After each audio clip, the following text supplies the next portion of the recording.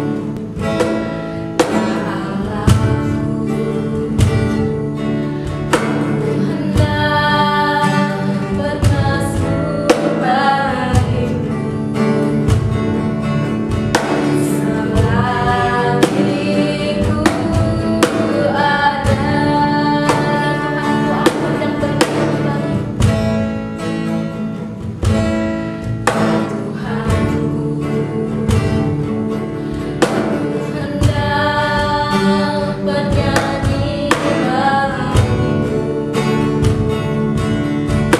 selama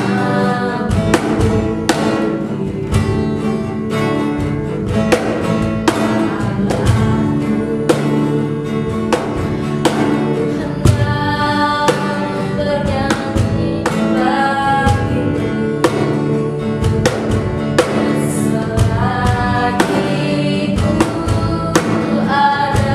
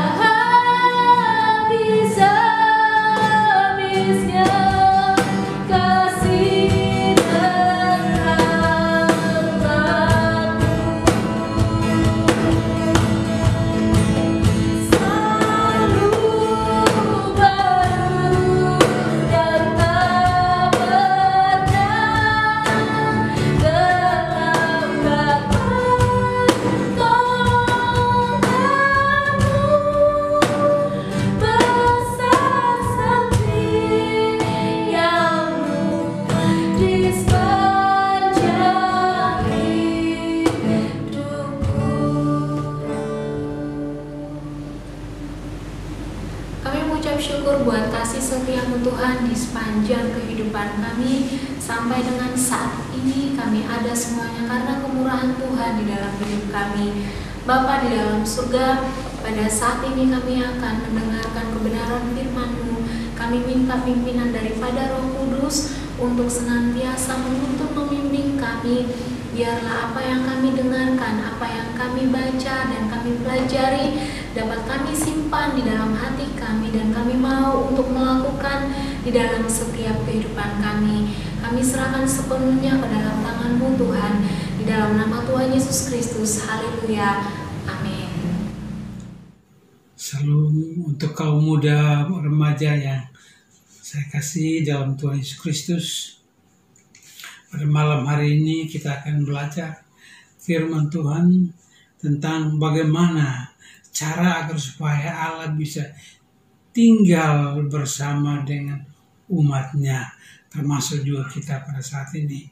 Di dalam Alkitab Perjanjian Lama, Salomo yang mencari jalan untuk berjumpa dengan Tuhan, dan dia membangun bait Allah karena pesan dari Allah kepada ayahnya Daud supaya anakmu yang akan membangun bait Allah. Setelah dia membangun bait Allah dalam 2 Tawarik pasal yang ke-7 ayat yang ke-11 sampai ayat yang ke-16, di sana menyatakan bahwa Allah menampakkan diri kepada Salomo dan menyatakan bahwa sekarang engkau sudah membangun bait Allah, dan aku mau mendengarkan doamu. Aku sudah mendengarkan juga tentang keluh kesah umatku, dan aku mau tinggal bersama denganmu. Di dalam ayat yang ke-13 dikatakan, telah ku dengar doamu dan kupilih tempat ini bagiku, cuma sebagai tempat persembahan. Jadi ada beberapa hal yang kita akan lihat bersama. Yang pertama adalah perintah Tuhan, yaitu umatku yang atasnya namaku disebut merendahkan diri, berdoa dan mencari wajahku, dan selalu berbalik dari jalannya yang jahat, maka aku akan mendengarkan dari sorga dan mengampuni mereka dosa mereka, serta memulihkan negeri mereka.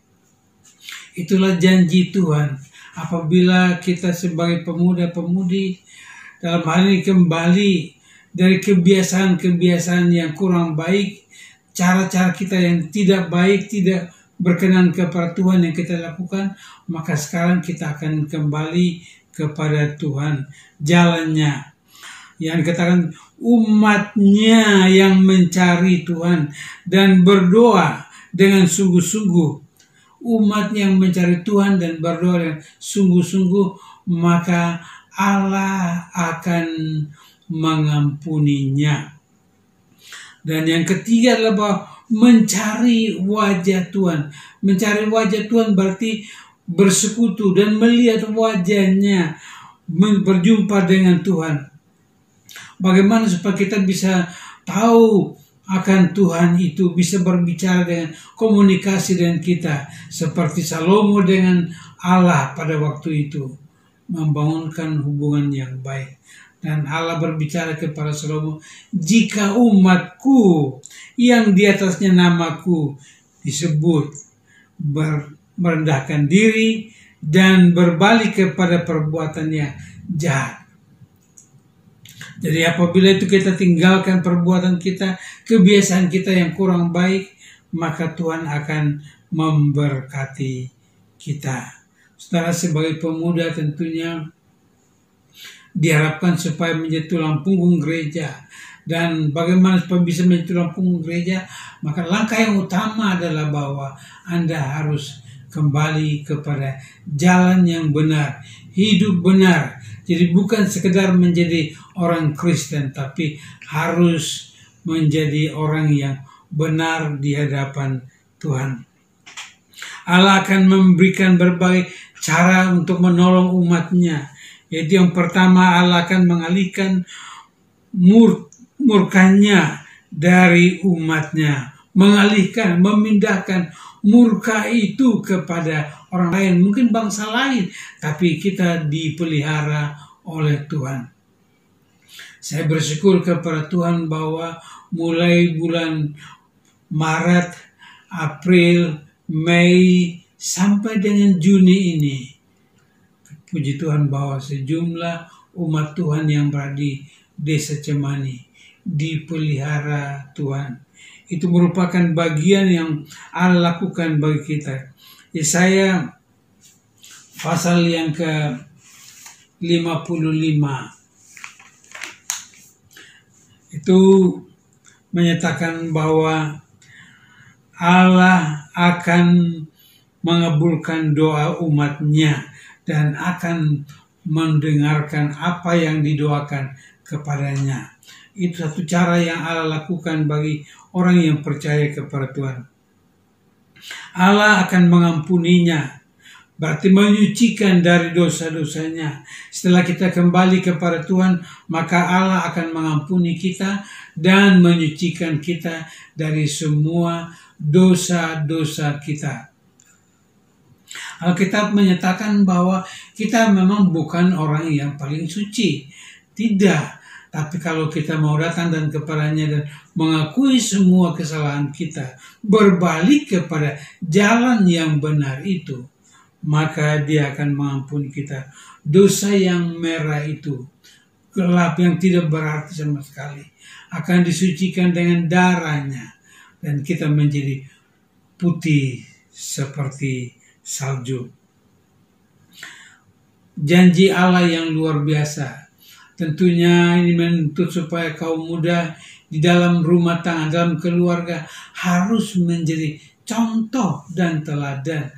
Harus menjadi bukti diri. Harus menjadi surat yang dibaca oleh orang. Jadi kita tidak membawa Alkitab dan lem di tubuh kita, tapi Allah akan memperbaiki hidup kita, membenahi kita sehingga kita menjadi surat Kristus. Melalui kehidupan kita, melalui tata cara kita, perbuatan kita, perkataan kita, komunikasi kita satu dengan yang lain. Itulah yang akan menjadi berkat bagi orang lain. Setiap orang yang mengenal kita, teman, sahabat, teman kerja akan mendengarkannya. Lalu mereka mengatakan, bagus juga kehidupan orang Kristen itu. Inilah yang Allah inginkan. Allah mau supaya umat Israel menjadi bangsa yang benar, bangsa yang diberkati, bangsa yang dipelihara, bangsa yang dituntun oleh Allah. Maka cara yang utama adalah bahwa bagaimana supaya umat itu dipelihara oleh Tuhan. Pemeliharaan di sini tentunya tidak hanya sekedar menyangkut dengan rohani, tapi berbicara juga tentang jasmani dan rohani. Jadi Allah akan memulihkan umatnya, mencurahkan hujan berkat. Di sini berarti hujan berkat menyangkut dengan berkat jasmani dan juga berkat rohani kita. Supaya kita dipulihkan, kita dibenahi, diperbaiki sesuai dengan apa yang Tuhan mau bagi kita, apa yang Tuhan rindukan bagi kita. Kita harus menjadi berkat, kita harus menjadi jalan yang terbaik baginya. Karena Allah merindukan kita di tengah-tengah masyarakat supaya kita ini harus menjadi berkat. Rasul Paulus berbicara kepada sidang jemaat di Roma pasal yang ke-12 agar supaya kita berubah, mengubah kehidupan kita. Kita mau diubahkan oleh Tuhan dan kita akan menjadi alat yang indah di hadapan Tuhan. Kalau kita dipakai menjadi alat yang di hadapan Tuhan yang luar biasa, maka kita akan menjadi berkat. Tapi jangan lupa saudara kaum muda, kalau Anda sudah diberkati Tuhan, jangan lupa Tuhan. Jangan mengatakan ini karena usaha saya. Tapi itu semua adalah pemberian Tuhan. Apapun yang kita raih di bumi adalah pemberian Tuhan. Saya akan mengakhiri dengan sebuah kesaksian yang saya baca, yaitu ada orang kaya di Italia yang waktu itu pas zaman baru-baru COVID, dia pergi ke Amerika keliling. Waktu dia pulang, langsung dia mengadakan pertemuan. Walaupun istrinya mengatakan, itu tidak boleh diadakan, nanti bisa begini-begini. Tapi dia mengatakan, tidak apa-apa, saya punya uang, saya ini bisa itu. Dan hari setelah dia rapat selesai dengan anak buahnya, apa yang terjadi? Langsung pingsan dia, diangkut ke rumah sakit. Di sana hanya 1 hari, besok paginya meninggal dunia. Di dalam Alkitab juga ada cerita bahwa orang yang meninggikan diri, tinggi hati, sombong, itu tidak disenangi oleh Allah. Alkitab menyatakan kepada Yakobus yang menyampaikan bahwa Allah melawan orang sombong, tapi Allah mengasihi orang yang rendah hati. Baiklah kaum muda, jadilah alat dalam tangan Tuhan, agar supaya Tuhan bersama dengan kita berjalan bersama dengan Dia, dekat dengan kita, dan kita bisa berkomunikasi dengan Dia. Amin. Tuhan memberkati. Kita nyanyikan satu pujian, hanya dekat Allah aku tenang. Hanya dekat